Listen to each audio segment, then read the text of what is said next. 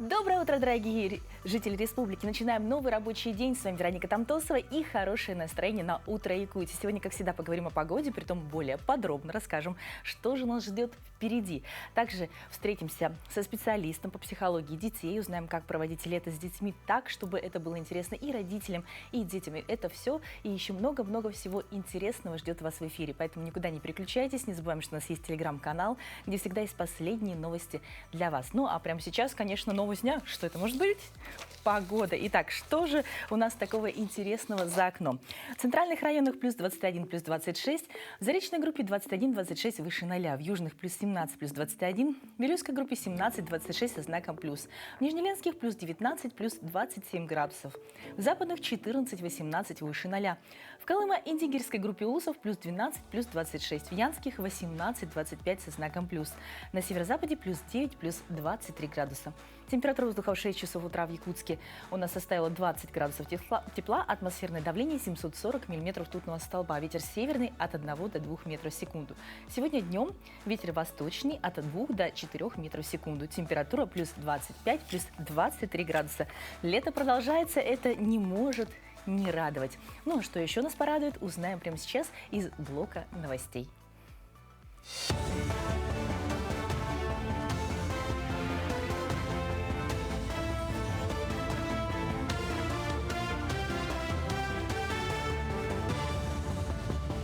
Доброе утро, Якутия. Далее блок новостей. Президент Владимир Путин подписал закон об исполнении федерального бюджета за прошлый год. Документ опубликован 23 июля на официальном интернет-портале правовой информации. Госдума приняла закон 9 июля. Доходы федерального бюджета составили почти 36 триллионов рублей. Расходы более 40 триллионов рублей. Закон детализирует доходы и расходы бюджета по различным классификациям, а также источники финансирования дефицита. Ранее министр финансов отмечал, что все социальные обязательства в прошлом году были выполнены. Арсений Николаев поручил ускорить выплаты финансовой помощи пострадавшим от паводка. Глава республики провел заседание комиссии по предупреждению и ликвидации чрезвычайных ситуаций и обеспечению пожарной безопасности. В центре внимания организация аварийно-восстановительных работ и оказание помощи жителям, пострадавшим от дождевого паводка в республике. На сегодняшний день вода из населенных пунктов Абыйского и Аймиконского районов полностью ушла. Однако ситуация остается напряженной, возможны колебания уровня воды. Особое внимание Арсений Николаев уделил вопросу оперативного ремонта жилья. Вчера для проведения восстановительных работ выехала первая бригада из Сунтарского района. За 3 года работы новый кардиососудистый центр в Якутске оказал помощь 17 тысячам жителей республики, сообщает Минздрав Якутии. В центре выполнено более 5000 операций на сердце и сосудах, из которых 52% экстренные. Специалисты также провели более 2000 виртуальных консультаций с районными больницами. Генеральный директор больницы Станислав Жирков подчеркнул, что центр стремится сделать качественную медицинскую помощь доступной вне зависимости от расстояния, выполняя задачи национального проекта «Продолжительная и активная жизнь». В Якутске начался капитальный ремонт улицы 50 лет Советской армии. Подрядчик уже приступил к демонтажу старого асфальта на участке от улицы Кальвица до улицы Бабушкина. Общая протяженность составляет 2 километра 200 метров. Также запланированы работы по укладке нового земляного полотна, тротуарного бордюра, нанесение разметок и монтажу дорожных знаков. Помимо этого планируют установить ограждения, светофоры и частичный монтаж уличного освещения. Работы планируют завершить до конца октября 2027 года. У нас будут вестись в этом году работы на участке от улицы Бабушки до улицы Крижановского. Это по устройству водопропускных труб по водоканалу. Работы планируется уже начаться в этом месяце также. И далее у нас получается, на сегодняшний день по капитальному ремонту улицы 50 лет Советской армии у нас на 3 года. Срок окончания работ у нас до 30 октября 2027 года. Но сейчас работы ведутся согласно календарному графику, отставаний нет. Экспедиция «Русская Арктика» установила мировой рекорд. Команда под предводительством амбассадора Дальнего Востока Богдана Булычева преодолела самый протяженный зимний маршрут от Салехарда до Якутска. На пути у путешественников пролегали Ямал, Красноярский край, Таймыр и арктическая зона Якутии. Но, как отметил Булычев, рекорд – это лишь второстепенный результат главной миссии команды. В задачу экспедиции вошла установка памятных знаков с QR-кодами на ключевых точках Северного морского пути. Все они связаны с подвигами первооткрывателей и полярников. 24 июля команда подвела итоги первого этапа экспедиции и уже готова к старту второго путешествия на вездеходах «Бурлак» по маршруту Якутск-Магадан. Вот сейчас мы специально вернулись сюда летом, чтобы проехать трассу Колыму, посмотреть, насколько она изменилась. То есть у нас есть съемки там 10-летней давности, 5-летней давности, и вот сейчас будут современные. И мы хотим как раз отобразить, используя архивные съемки, насколько меняется инфраструктура, что появилось нового, какие кафе, какие туристические направления, вообще количество туристов, которые сейчас есть. То есть вот хотим все это показать. Но отличные новости, но самое главное, что наконец-то и до нас добралась настоящая жаркая погода. Мы наслаждаемся солнечными днями, активно отдыхаем за городом. В общем, берем от нашего достаточно короткого северного лета максимум возможным. В этом году погода как никогда предсказуема, и даже после хороших таких жарких дней нежданно-негаданно может начаться дождь и задержаться на сутки, а то и больше. Какая же погода ожидает нас на остаток нашего прекрасного лета, сегодня узнаем у нашего гостя, начальника гидрометцентра Татьяны Владимировны Маршалик. Доброе утро. Доброе утро. Татьяна Владимировна, ну вот опять у нас перепады погоды, и мы очень рады вас видеть в нашей студии. Итак, все мы были немного не готовы к такому лету, когда у нас то дождь, достаточно прохладно, то такая вот жара стоит, плюс 30, а то и больше. Какие прогнозы на остаток лета? Конечно, мы были не готовы, потому что за последние, наверное, 8-10 лет июнь обычно всегда был жаркий и сухой, и, в общем-то, июль довольно был теплый, поэтому в этом году все не ожидали такого июня. Вообще по всей территории он был на 1-2 градуса, средняя температура была ниже нормы, то есть он был прохладный и с обилием осадков. Ну да, это неожиданно. Неожиданно, Что да. ждать от августа? Будут ли еще такие жаркие, хорошие, солнечные дни? Ну, я, может быть, расстрою жителей. Хочу сказать, что пик жары мы уже пережили. Он был короткий, действительно очень короткое, стремительное. Получилось у нас лето. Значит, максимум жары для города Якутска было во вторник, 32,4. И вы знаете, как ни странно, вот говорим, лето холодное, все, но в прошлом году максимум температуры для Якутска был 32,2. То есть на 0,2 мы в этом году все-таки теплее. Ну, может, теплее, но как-то очень коротко получилось. Очень, очень коротко, да. И на остаток, ну вот сейчас уже не далее, чем сегодня, еще летний день такой, 27-29, мы ожидаем грозу, кратковременный дождь. И уже завтра придет еще один из южных циклонов, который проходит через центральные районы, с юга республики, с Алданского, Нерюнгринского. Ну, это привет от Китая, с Китая он шел, этот циклон. И далее он захватит центральные районы, потом западные районы. И поэтому в ближайшие выходные мы ожидаем снижения температуры воздуха и дожди. Все, можно обратно убирать босоножки.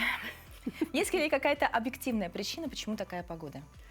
Объективно, но это форма циркуляции. То есть здесь мы ничего не можем сделать, как вот было написано в это лето, что будет у нас, прямо вот у нас много вышло, я не знаю даже, если посчитать, южных циклонов. Если выходят южные циклоны, это с Монголии, Китая, с Приморья, значит, они обязательно несут теплый, влажный воздух.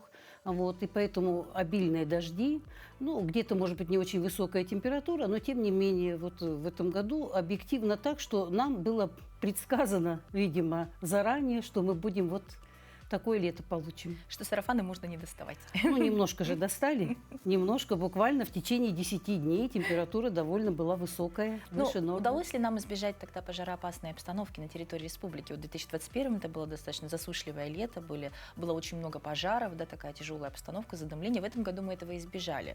Вот насколько это так на всей территории республики? Ну, я хочу сказать, что вот видите, хорошо. По крайней мере, хотя бы у нас влажно и прохладно, зато пожаров мало. Ну, были да. пожары, конечно, в мае месяце, но там были на северо-востоке, вот там они были рукотворные пожары, потому что это вот как раз сухая трава. А в течение июня и вот уже июля пожары возникают они периодически, потому что все-таки грозы есть, так как я говорю, влажный воздух уходит, это обязательно грозовая деятельность. Вот, поэтому они возникают, но с ними очень быстро справляются, так как их немного, и погода помогает, и люди готовы. Мгм. Готовы ли люди были к такому уровню воды? То есть у нас подтопление везде, высокая вода. Вот готовы ли наши службы и было ли это прогнозируемо? Ну, вообще, да, на всей территории, в общем-то, у нас реки нынче такие полноводные, так как, в общем-то, мы вышли, значит, осенью у нас были довольно высокие уровни, и в этом году они держатся такие хорошие, судоходные, даже выше. Вот. И всегда виновник вот этих вот летних паводков, что мы вспомним, например, 22 год Верхоянье, что в этом году Аймеконский, Тампонский район, вот, значит, это южные циклоны. С выходом южных циклонов обязательно бывают обильные дожди, они бывают не по одному дню, что и случилось в Аймеконском районе. Там у нас за неделю, за 8 дней, если точнее сказать, выпало 2 месячные нормы осадков. И в июне до этого у них тоже была двойная норма выпала в Аймеконском районе. То есть в июне было подготовлено двойной нормой, и дальше в течение недели сначала шел умеренный дождь, и потом было 2 дня сильный дождь. И вот получился у нас такой паводок. Ну, то есть вроде бы все готовы, но было Ну, сложно готовы, но знаете, справиться. вообще Индигирка, конечно, такая река, она очень стремительная, быстрая, и потом вот наполнились ее притоки, и это быстро произошло. Значит, ну, предупреждали, да, что будут дожди, но уровни очень сложно определить, насколько они будут высокими, но по Индигирке это бывает периодично. В 2013 году был большой паводок летний, ну вот в этом году повторилось. Будем надеяться, что как-то все урегулируют потихонечку, да? Скажите, ну а что нам ждать от осени? Потому что, в принципе, август — это уже осень в Якутске практически, да? Мы понимаем, что по вашему прогнозу жары нам ждать не приходится. Вот какой будет сентябрь? Ну, вы знаете, еще сначала август надо пережить. Еще августа не было. Мы еще, у нас сегодня 25-е, у нас еще целых 6 дней июля. Вот. Но август по предварительным прогнозам должен быть нормальный. Что означает нормальный? Эта температура должна быть в норме. То есть 15 градусов средняя температура – это лето. Вот. Но не выше, по крайней мере. То есть жаркого августа не ожидаем по предварительным прогнозам. И осадков будет в пределах нормы. То есть должен быть нормальный август. Ну а в нормальном августе бывают в последней декаде бывают пятидневки, наверное, скорее всего, и заморозки могут быть. Вот. Но, как мы видим, что в этом году все прогнозировали нам такое жаркое, сухое лето, его не получилось. Поэтому долгосрочные прогнозы, они очень малая у них оправдываемость, 70 и, может быть, даже меньше процентов. Поэтому давайте будем ориентироваться на более средние краткосрочные прогнозы. Вот, то есть на 10 дней вперед, чтобы уже детально расписать, какие у нас будут явления. В этом году у нас, по крайней мере, знаете, можно сказать, что давно не было такого. Прямо на нашей станции в Тамоте выпал крупный град, который зафиксировали метеорологи. И если вот представляете его, значит, размеры, это 28 миллиметров. Ничего это себе. практически 3 сантиметра. Вот, это опасное явление. Вот. Оно в этом году у нас было. Это вот настоящее летнее явление. Ну, будем надеяться, таких явлений будет чуть поменьше. И лето Хотелось нас бы, чтобы еще их не было, да. порадует. Пусть будет не аномальная жара, пусть будет не жаркое лето, но хотя бы, чтобы оно было настоящее лето, чтобы было побольше солнца, и мы успели, ну, не загореть, ну, по крайней мере, насладиться тем ощущением, что пусть северное, короткое, но это еще лето. Лето, да. Приходите еще, ждем тогда более подробный прогноз уже на осень, когда она будет поближе, ну и поменьше аномалий. Обязательно приду. Что ж, дорогие друзья, возможно, мы не накупаемся в этом сезоне, зато у нас есть возможность наслаждаться чистым воздухом и богатым урожаем. Кстати, вот говорят, грибов было много. Пока сама еще не видела, но с удовольствием тоже пройдусь по лесу. Ну а что еще нужно для хорошего лета? Отличное настроение и немножко бодрости с утра. А в этом мы с удовольствием вам поможем нашей зарядкой. Доброе утро! С вами снова фитнес-тренер Лилия. И мы просыпаемся вместе с зарядкой зумба. Руки ставим перед собой, идем вперед шаги. И 1, 2, 3. 1, 2, 3. Назад 4 шага обычные. 1, 2, 3, 4. Вперед с руками. 1, 2, 3. 1, 2, 3. 1, 2, 3, 4. Корпус работаем. Немного скручивая. 5, 6, 7, 8. Раз, два, три. Раз, два, три. 5, 6, 7, 8. Отлично. Вытягиваем руки. Работаем шаг вправо и шаг. Обратно. И 2 шага. Раз, 2. При этом рисуем руками полукруг. Раз, 2. Еще. Раз, 2. И раз, 2. Раз, 2. И раз, 2. Отлично. V-степ вместе с плечами. И раз, 2, 3, 4. Еще. 5, 6, 7, 8. Правая нога в сторону. Раз. Вернули. Левая. 2. Еще раз. И раз, 2, 3, 4, 5, 6, 7, 8. Раз, 2, 3, 4, 5, 6, 7, 8. Раз, 2, 3, 4, 5, 6, 7, 8. Есть. Руки перед собой. Вперед. И раз, 2, 3. Раз, 2, 3. 5, 6, 7, 8. Раз, 2, 3. Раз, 2, 3. 5, 6, 7, 8. Раз, 2, 3. Раз, 2, 3. 5, 6, 7, 8. Раз, 2, 3. Раз, 2, 3. И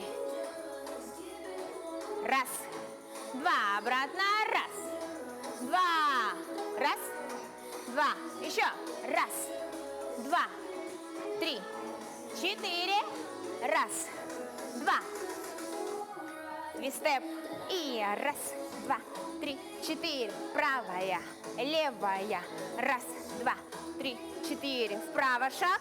Вернулись влево. Раз, 2, 3, 4. 5, 6, 7, 8. Раз, 2, 3, 4.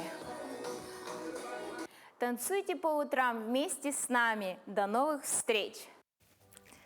Танец точно продлевает жизнь, особенно в таком ритмичном, хорошем настроении. Поэтому танцуйте не только по утрам, но и вообще, когда у вас появляется такое желание, чтобы немножко улыбнуться. А вот сегодня еще один способ улыбнуться – это выбрать правильную обувь, потому что сегодня Международный день красных туфель. Так что, если погода нас не совсем радует, то вот что-то яркое в гардеробе непременно вызовет улыбку. Ну, а чем еще знаменателен день сегодняшний, узнаем прямо сейчас.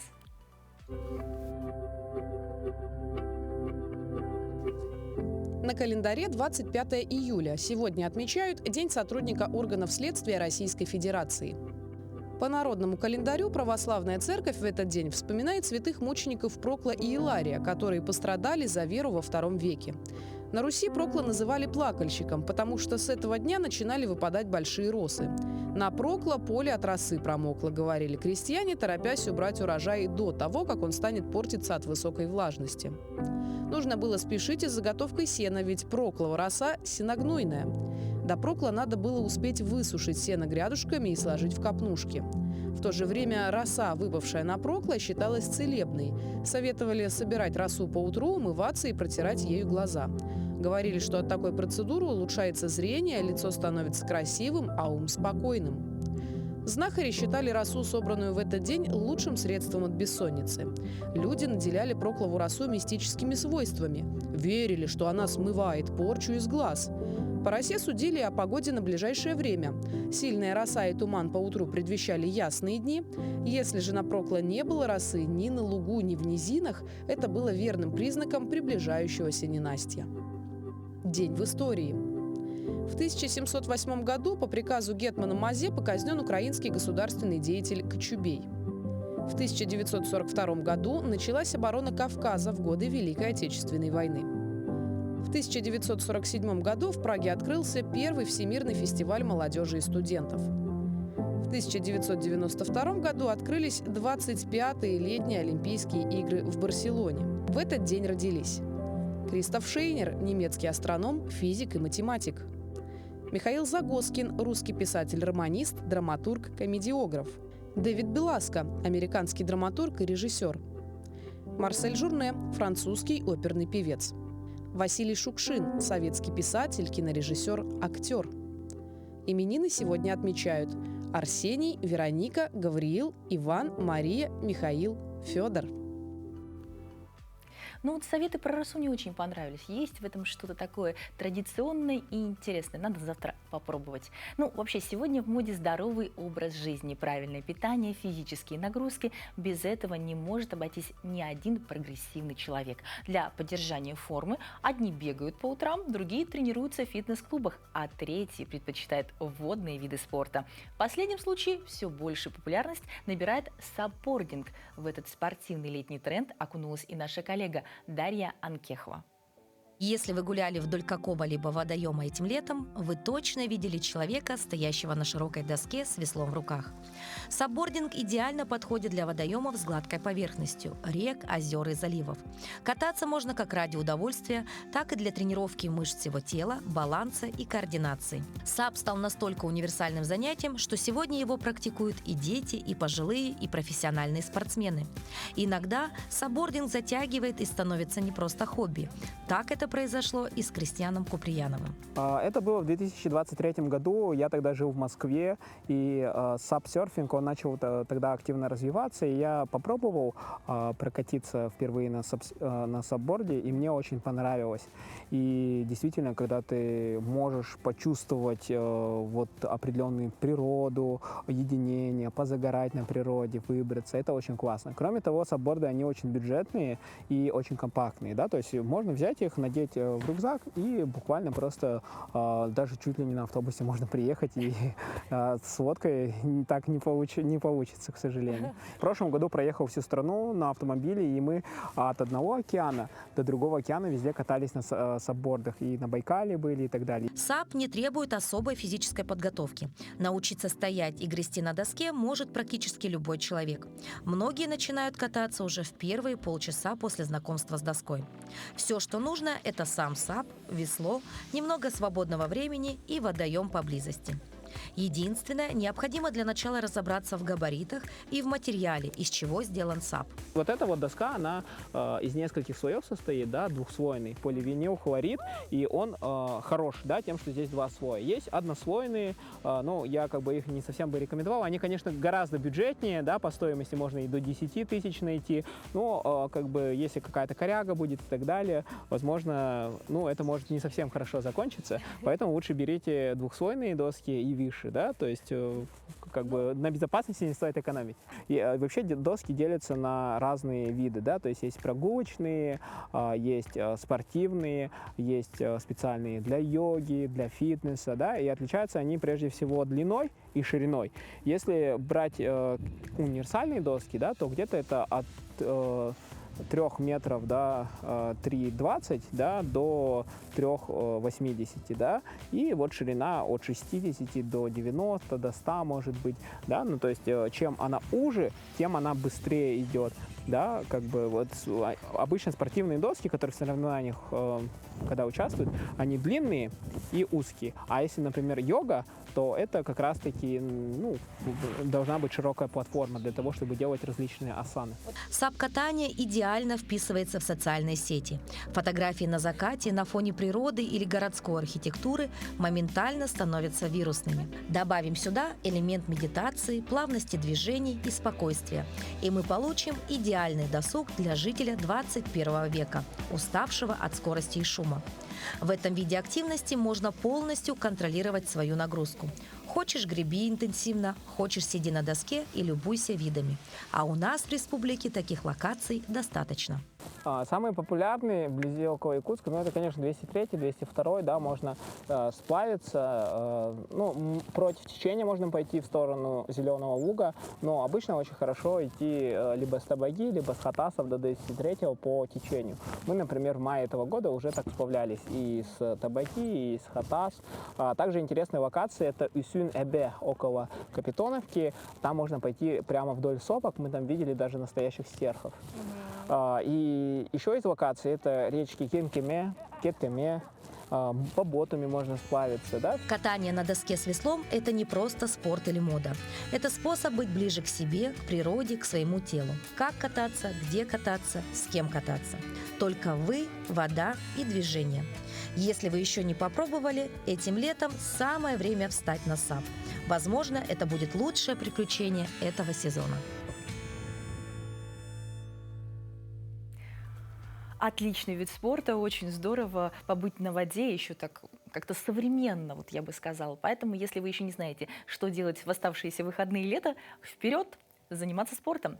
Ну а наш телеканал совместно с Министерством труда и социального развития Республики Саха-Якутия завершил съемки второго сезона телеконкурса «Турслет всей семьей», в котором участвовали 2 семейные команды из Алданского и Алекминского районов, победители конкурсов семейных команд различного уровня. Что же организаторы предложили семьям второго сезона? Приоткроем секрет прямо сейчас. Итак, друзья, мы рады приветствовать всех зрителей телеканала Якутия-24 с знаменательным моментом. Мы начинаем второй сезон телепрограммы «Турслет всей семьей» совместно с Министерством труда и социального развития нашей республики. В «Турслет всей семьей» принимает участие полностью вся семья.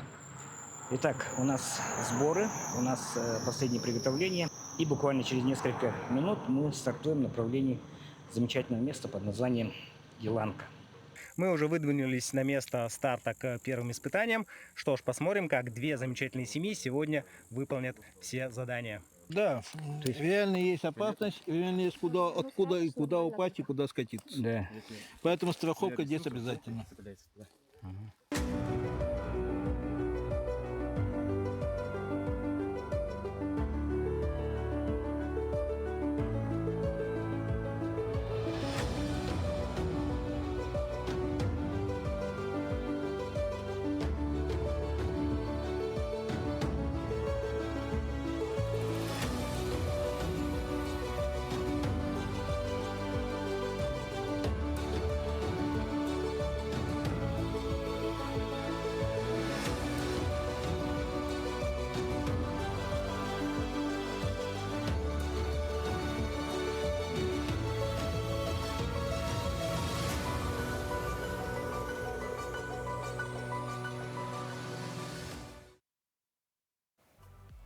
Ну, когда смотришь, мне кажется, это даже не анонс какой-то телепередачи, это такая заставка к крутому фильму о том, как преодолевать себя. Ну, в общем, с нетерпением жду, когда начнется трансляция сезона. Ну, а вот в Тверской области в военно-патриотическом лагере имени героя Федора Охлопкова завершилась 5-я смена «Вахта памяти Ржев. Дальний Восток». В этом году она прошла под девизом «Без срока давности. Уроки прошлого во имя будущего». Закрытие юбилейной смены посетила наша коллега Айсена Бурнашова.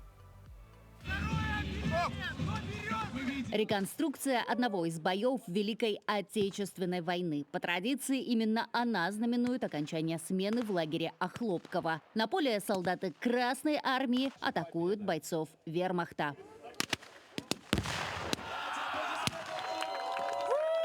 Похожие, но только реальные бои проходили в этих местах в Ржевскую битву. Одну из самых ожесточенных и кровопролитных. Сегодня о тех сражениях напоминают и находки поисковиков. Их хранят в музее лагеря. Идут находки, которые смогли найти волонтеры непосредственно в нашем лагере. Военная форма, каски, оружие, боеприпасы. Они пролежали под землей почти 80 лет, а нашли их пару дней назад. А рядом трофейные находки уже наших времен. Их привезли из зоны СВО. Вот это с донецкого направления украинский эвакуационный дрон. Он дистанционно управляется, то есть боец раненый кладется. Найти военные артефакты, а еще останки без вести пропавших красноармейцев. Такая задача стояла перед 5-й сменой. Общими усилиями молодой гвардии, роты боевого братства удалось это сделать. Цифра рекордная. Подняли более 100 красноармейцев. В 16 раз больше, чем в прошлом году. В этом году особенно активно поработали наши ребята. 104 бойца были подняты.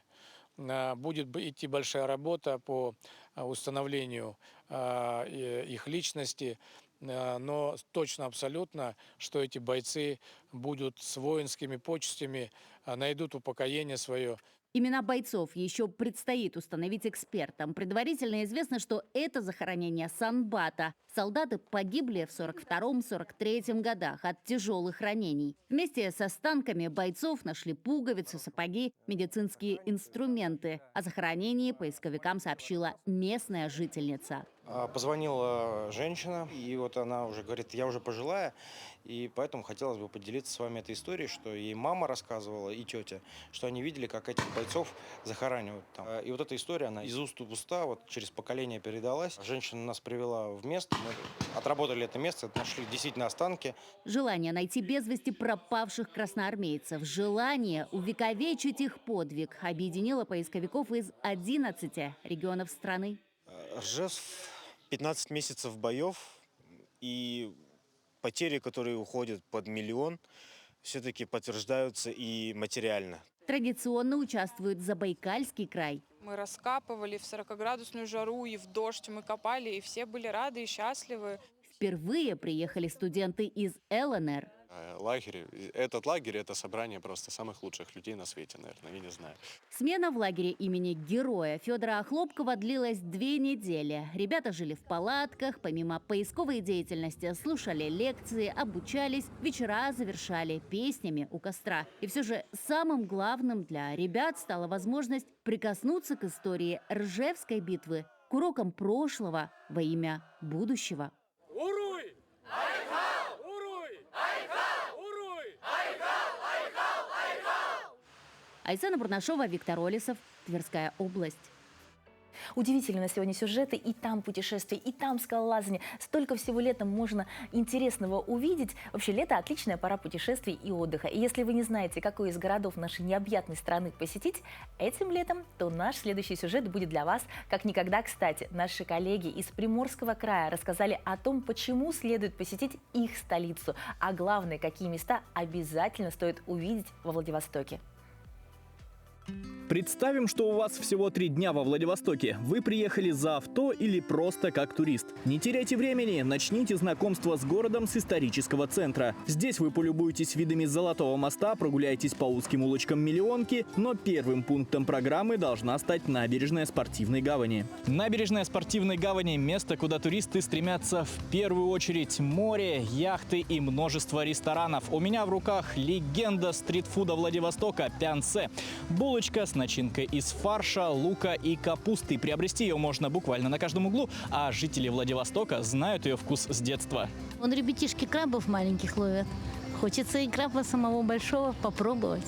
Многие туристы едут в Приморье не только за природными пейзажами, но и за новыми вкусами. Кулинарная палитра Владивостока богата морскими деликатесами. Мы застали фестиваль морского гребешка. В одном из популярных ресторанов бренд-шеф Роман Котовский раскрыл секреты приготовления этого моллюска. Приморский гребешок можно употреблять как в сыром виде. Пятачки либо поливать соевым соусом, либо соком лимона. Также гребешки можно готовить различными способами. Коренные приморчане гребешки просто любят обжаривать на сливочном масле с луком и употреблять в пищу. Также у нас гребешки ассоциируются это с поездками на море.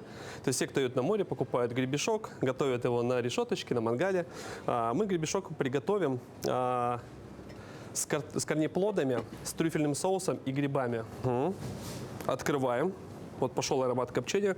Можно даже проверить.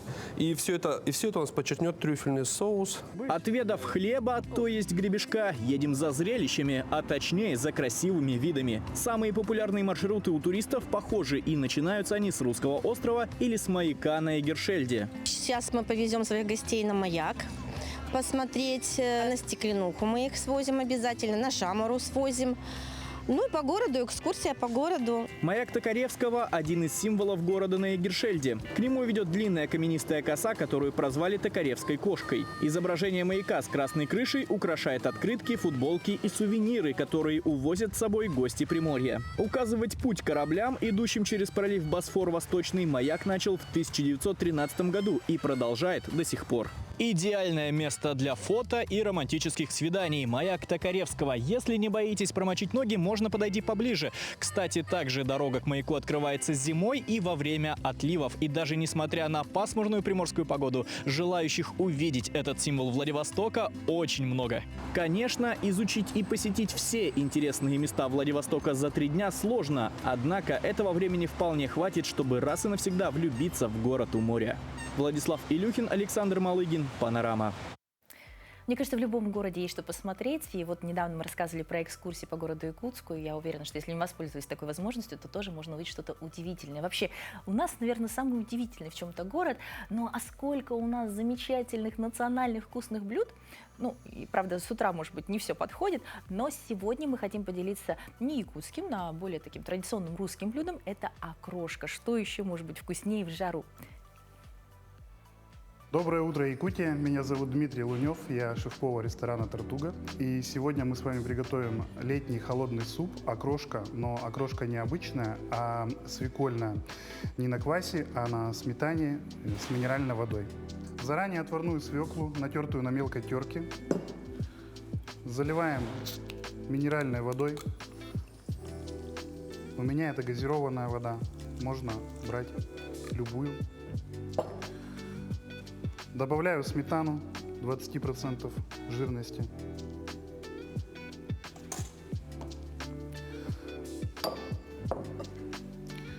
Добавляю порезанные огурцы,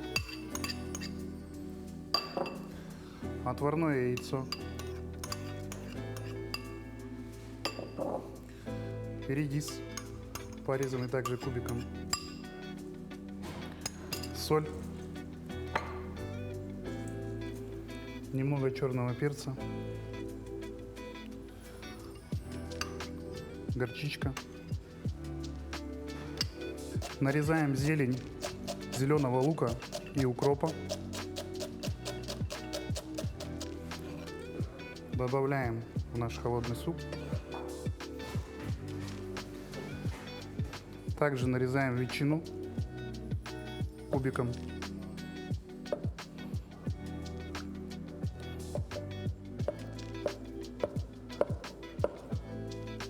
Сегодня у меня это куриная ветчина. Можно использовать отварную колбасу, жареную курицу.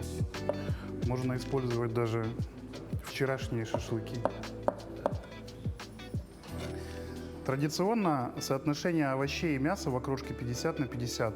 Сегодня примерно у меня такое же соотношение.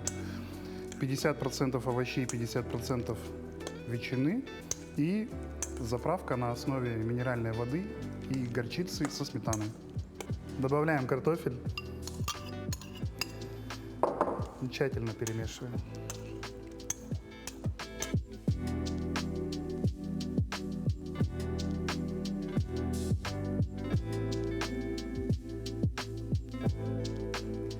Свекольная окрошка, возможно, для кого-то покажется чем-то необычным, слишком экстравагантным, но на самом деле это очень вкусное, легкое, холодное, летнее блюдо, которым можно перекусить и освежиться в летнюю жару.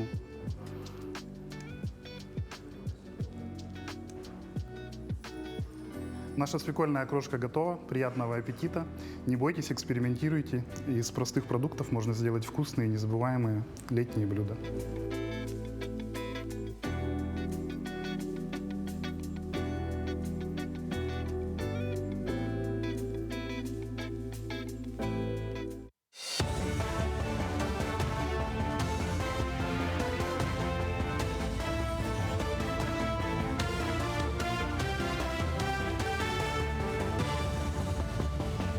Мы продолжаем говорить о самых заметных событиях этого утра. Инвалиды СВО и ополченцы Донбасса смогут получать 2 пенсии. Комитет Совета Федерации рекомендовал к одобрению закон, позволяющий инвалидам специальной военной операции и инвалидам-ополченцам из ДНР и ЛНР получать одновременно 2 пенсии по инвалидности и по старости или за выслугу лет. Решение принято на заседании комитета 24 июля. Закон вступит в силу через 180 дней после официального опубликования. Этот срок необходим для доработки системы электронных цифровых подписей. Заготовка молока в Якутии проходит с опережающим темпом. Если в прошлом году в аналогичный период якутские фермеры сдали 27 778 тонн молока, то сейчас заготовлено более 33 тысяч тонн, что составляет 52% от годового плана. В тройке лидеров лучший показатель у чурапчинцев. Следом идут фермеры Намского, Мегино, Кангаласского районов. На заготовку молока в этом году выделено более 4 миллиардов рублей.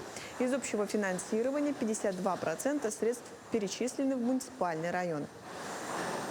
В основном производили масло, сливки, то с этого года больше внимания уделяется и на производство продукции из обезжиренного молока. И таким образом увеличился объем производства из творога разных видов, сыров и всем известный мажитель и наш народный якутский продукт бырпах. В Якутске открылась уникальная выставка, посвященная образу писателя Льва Толстого. Экспозиция представит работы 13 выдающихся деятелей искусств. К примеру, Ильи Репина, Николая Ге, Ильи Кинзбурга и многие другие. При этом около 40 экспонатов – подлинники, увидеть которые вне выставки можно только в стенах Государственного музея Льва Николаевича Толстого в Москве. Отметим, экспозиция объединила не только произведения искусства, но и оригиналы писем автора, а также мультимедийные элементы, повествующие о жизни Толстого, его общении с родными и друзьями. Выставка представлена в Национальном художественном музее. Посетить ее можно будет до 21 сентября. Такая многомерная выставка, не просто развеска работ и расстановка скульптур, а именно такое философское прохождение через это и доступное при этом каждому. Здесь нет никаких заумностей, она довольно простая, очень прозрачная, очень хорошие залы. В Якутии наблюдается настоящий свадебный бум. Согласно совместному исследованию ВТБ и Мегафона, интерес к свадебным услугам в регионе вырос на 79% в первой половине этого года по сравнению с аналогичным периодом прошлого года. Анализ обезличенных данных клиентов показал значительный рост числа оплат свадебных товаров и услуг. В этом году пик интереса к тематическим сайтам пришелся на июль, в отличие от весны прошлого года. Якутяне чаще всего ищут информацию о свадебных услугах в начале недели с максимальной активностью в среду. К этому часу это вся актуальная информация. До встречи в эфире. Такие приятные, красивые кадры у нас в новостях, приятные новости, прям радуют глаз. Но вообще лето – это что-то такое светлое, оно в разгаре, и активная пора каникул. Многие родители предпочитают, чтобы их дети действительно отдыхали в это время от учебной нагрузки, проводили больше времени на свежем воздухе, и чтобы у них было поистине настоящее детство с играми в прятки, в казаки-разбойники, прыжками в резинке, как когда-то у нас и у их родителей. Но все чаще мы замечаем, что наши чада не готовы к такому насыщенному активному отдыху и сидят в гаджетах вместо активных и динамичных игр. Как быть в такой ситуации и что предпринять, чтобы вовлечь ребенка в активную игру, в активное взаимодействие со сверстниками, с родителями, а главное показать ему, насколько интересен, многогранен мир вокруг нас. Об этом нам расскажет наша сегодняшняя гостья, старший преподаватель Института психологии Северо-Восточного федерального университета, лектор общества знания Валентина Олеговна Шишкина. Валентина, доброе утро. Доброе утро, здравствуйте. Насколько вот сейчас стоит такая проблема, что дети, правда, выбирают гаджет вместо коммуникации со сверстниками, да даже с родителями? Да, это действительно очень большая проблема. И тут, конечно, мы поговорим о возрасте, в котором ребенок сейчас находится. То есть, если это дошкольник, то, конечно, куда деваться родителю, как будто бы это намного безопаснее дать ему гаджет или посадить перед телевизором, а не отпускать куда-то гулять. Это же мир какой-то небезопасный. И здесь, конечно, мы говорим про то, что в долгосрочной перспективе родителям придется сложнее, если мы полностью его деятельность в данный момент заменим именно какими-то такими электронными средствами. Если говорить о конкретном возрасте, то мы проговорим про деятельность, которая как раз-таки развивает нас в дальнейшем. То есть от 0 до годика это у нас эмоциональное общение с родителем. И самое главное здесь новообразование – это какая реакция у меня будет на другого человека. И здесь мамочка по-разному разговаривает с ребеночком, и вот этот эмоциональный контакт, он очень важен для развития. с годика до 3. То есть мы ищем какую-то альтернативу. Если все-таки у нас появился телефон в руках у ребенка уже в этот момент или телевизор, то, конечно, нам нужно поискать какую-то деятельность с манипуляцией предметами. Это развитие моторики, это развитие речи. Если мы заменим это кнопочными, да, какими-то средствами, то здесь у нас не произойдет развитие речевого центра. Ну и, к сожалению, это потом приведет к не очень хорошим последствиям. Наши любимые пирамидки советские, даже кастрюльки, может быть, какие-то с пластилином работы. Это все очень важно. То есть это не просто так хочет ребенок к этой деятельности открывать шкафы. Далее это у нас младший дошкольный возраст, да, более старшие детишки. Это сюжетно-ролевая игра, это развитие воображения, фантазии, и это уже такие высшие психические функции, на которые потом в дальнейшем ребенок опирается, человек в дальнейшем, да, какая роль мне может быть. Это игры даже в дочке матери, в профессии. Это тоже очень важный этап развития. Школьный возраст, такая вот деятельность ведущая является учебная, но по сути ребеночек переходит, да, вот этот вот этап, когда с игры уже нужно учиться. И здесь, если мы уже там где-то проявили такую неосторожность, и у ребенка появилась зависимость от телефона, то мы, к сожалению, получаем, и это очень распространено сейчас, синдром дефицита внимания. Это плохой почерк, это мы потом получаем проблемы с учебой, проблемы с сидением на уроке, 40 минут ребенок не выдерживает. Ну, вот здесь возникает вопрос, да, то есть каким-то таким простым решением проблемы, когда она уже наступила, то есть мы упустили этап формирования ее, когда дали уже гаджет, и ребенок к нему привык, это забрать телефон. То есть его забирают сейчас в школах, то есть вышло узаконенное разрешение, да, что преподаватели могут забирать. Вот. Но как быть? Вот одно дело, ладно, мы можем убедить и забрать у маленького ребенка телефон, здесь все более-менее может пройти гладко. Но что делать с подростками? То есть мы же не можем отобрать у 15-летнего ребенка, уже взрослого, сложившаяся личность, телефон, его личную вещь, сказать: все, я тебе его не отдам. И, скорее всего, мы и не должны это делать, потому что как раз-таки подростковый возраст, начиная с 12-13 лет, это самое главное общение. Тут, наоборот, ребенок, у него ведущая деятельность, это мне нужно познать себя, идентифицировать себя как-то с другими людьми, а кто я вообще. И, конечно, гаджет как способ общения, он как раз-таки здесь и помогает ему в этом развиваться. И если мы все-таки категорично к подростку и совершенно не интересуемся, а что же он делает там в этом гаджете, неважно, компьютер это или ноутбук, или телефон, то мы вызовем, конечно, такую агрессию, негативизм, негодование, а как это все сидят в телефоне, а почему же мне нельзя? И все-таки здесь...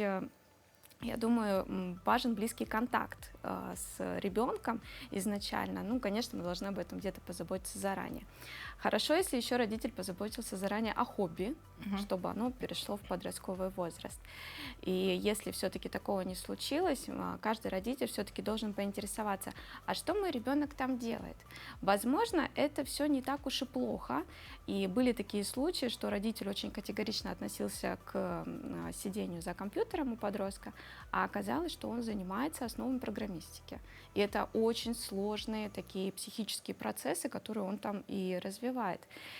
И если родитель поинтересуется игрой, с принятием, то намного будет легче найти общий язык и все-таки сказать: дорогой, да, все-таки, где-то давай мы с тобой ограничим, и вот это может привести к таким-то последствиям. А существуют какие-то признаки, что вот наступила такая критичная ситуация, когда ограничение просто необходимо для здоровья ребенка? Да, конечно. С 0 до 1 года это очень страшная ситуация, если ребенок уже как-то вот в гаджете очень долгое время. Это потом последствия на уже синдром дефицита внимания и гиперактивности, то есть воздействие именно таких ярких стимулов на мозг, на психику. И есть вот замечательный педиатр Крис Роуэн, он выявил такие нормы для телевизора или для смартфона. И он, конечно, говорит, для нас, может быть, уже жуткую вещь, что смартфон должен появляться у ребенка с 13 лет только. То есть до 13-летнего возраста это прям под запретом. И до этого времени только контакт с телевизором, до 2 лет вообще даже без контакта телевизора. Но здесь я немножко как бы упрощу задачу, наверное, для родителей, что все-таки мы должны давать смартфон, если мы все-таки его собираемся давать, скорее всего, в наших реалиях, то мы должны поймать этап лингвистического периода. То есть, когда ребеночек заговорил, а лучше всего, когда он пересказал нам сказку. Ну и пускай будет такая ориентировка, сказка про репку. И вот он нам ее пересказал, тогда уже лингвистический этап, ну, хорошо прошел, значит, здесь мы сильно не навредим. Но мы можем получить зависимость все равно в дальнейшем. Это будет проявляться в агрессивном поведении, в истериках, когда родитель уже, ну, в какой-то момент, ну, вот он хочет телефон, он истерит «на». И, к сожалению, да, здесь, если мы такое поведение видим, зависимость, ее, наоборот, нужно очень хорошо отучать. И, к сожалению, дети дошкольного возраста, они больше подвержены вот этому зависимому поведению от гаджетов. Ну, очень интересно. Наверное, объять необъятное невозможно в нашем эфире, к сожалению. Я знаю, что вы ведете лекции в обществе знания. Вот какой направленности этот лекционный материал и где с ним можно познакомиться? Это прекрасная организация «Общество знания», которая вообще воскресла. Раньше она была с 1947 года. Это лекции, которые проводятся для абсолютно любых категорий жителей, и они проводятся на предприятиях, и сейчас новая категория – это родителей. Вот летний лекторий, он как раз-таки для родителей направлен. Лекции идут сейчас по средам, это абсолютно бесплатно. Каждый может прийти, это происходит в ДК Кулаковского на 2-м этаже. У меня прошла лекция на этой неделе, следующей неделе это будет лекция моей коллеги про буллинг и как оградить своего ребенка. Я думаю, это очень полезно, интересно для родителей. И, ну, в принципе, более-менее мы пользуемся успехом и набираем аудиторию хотя бы 20 человек заинтересованных. Где-то на сайте можно ознакомиться, да, со списком лекций и времени, когда они будут организованы. Да, и обычно выходят анонсы в социальных сетях, то есть какая лекция будет, на какую тему. Спасибо большое, очень подробная информация. Спасибо. Я уверена, что мы немножко заставили задуматься наших уважаемых родителей, что нужно, правда, работать в направлении ограничения гаджетов, чтобы не просто рассказывать о том, какое активное у нас было лето, но и заинтересовать наших детей в том, чтобы у них тоже было лето насыщенное, активное, но без вреда для формирования их личности. Если уже они привыкли к гаджетам, то как-то это все переход сделать мягким. Но в этом нам помогут специалисты. Дорогие друзья, всех хороших выходных, отличного настроения. Начинайте каждое утро вместе с нами на Якутия 24. До новых встреч!